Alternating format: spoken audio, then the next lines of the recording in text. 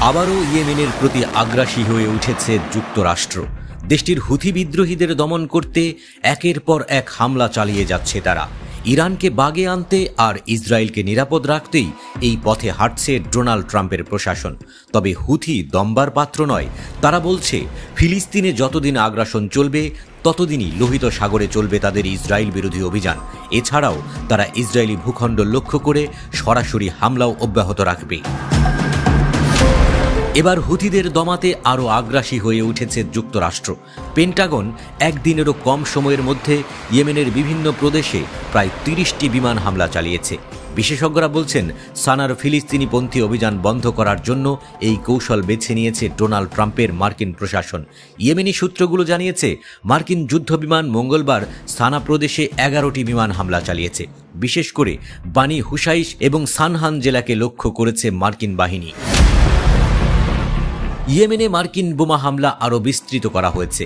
মাজ্জার এবং জবা জেলাসহ মারিব প্রদেশে ১৩টি হামলার খবর পাওয়া গেছে। এছাড়াও পশ্চিম ইয়েমেনের আল হুদাইদা প্রদেশের উপকূলে কামরান দ্বীপে ৪টি বিমান হামলা চালানো হয়েছে। সাম্প্রতিক সপ্তাহগুলিতে আমেরিকান বিমান বাহিনী ইয়েমেনে চালানো সবচেয়ে ভারী বোমা হামলাগুলির মধ্যে এটি অন্যতম। যুক্তরাষ্ট্র দাবি করেছে তাদের হামলার লক্ষ্য ইয়েমেনের সশস্ত্র বাহিনীর সামরিক সক্ষমতা হ্রাস করা, বিশেষ করে ক্ষেপণাস্ত্র এবং ড্রোন ইউনিটগুলিকে ধ্বংস করে দেয়া।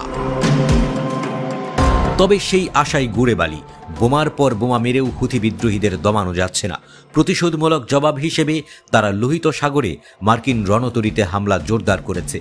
ইসরায়েলি বিমানবন্দর লক্ষ্য করে তারা হাইপারসনিক ক্ষেপণাস্ত্র ছুটছে। বিশেষজ্ঞরা বলছেন হুথিদের লক্ষ্য করে চালানো মার্কিন হামলাগুলো কার্যত ব্যর্থ হচ্ছে। ইয়েমেনের ভূপ্রকৃতির কারণে কৌশলগত সুবিধা পাচ্ছে হুথি বিদ্রোহীরা। উল্টো মার্কিন নির্বিচার হামলায় ইয়েমেনের সাধারণ মানুষের প্রাণ যাচ্ছে।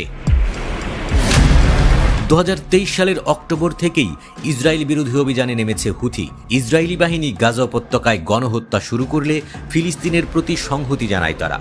তখন থেকেই ইয়েমেনের সশস্ত্র গোষ্ঠীটি ইসরায়েল সংশ্লিষ্ট লক্ষ্যবস্তুতে অসংখ্য অভিযান পরিচালনা করে আসছে।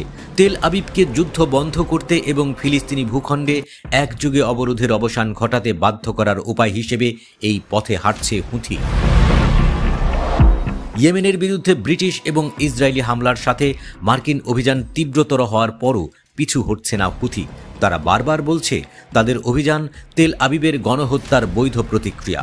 যতক্ষণ না ইসরায়েল উপকূলীয় অঞ্চলের বিরুদ্ধে তাদের আগ্রাসন এবং অবরোধ বন্ধ করবে, ততক্ষণ হুথির আক্রমণও অব্যাহত থাকবে।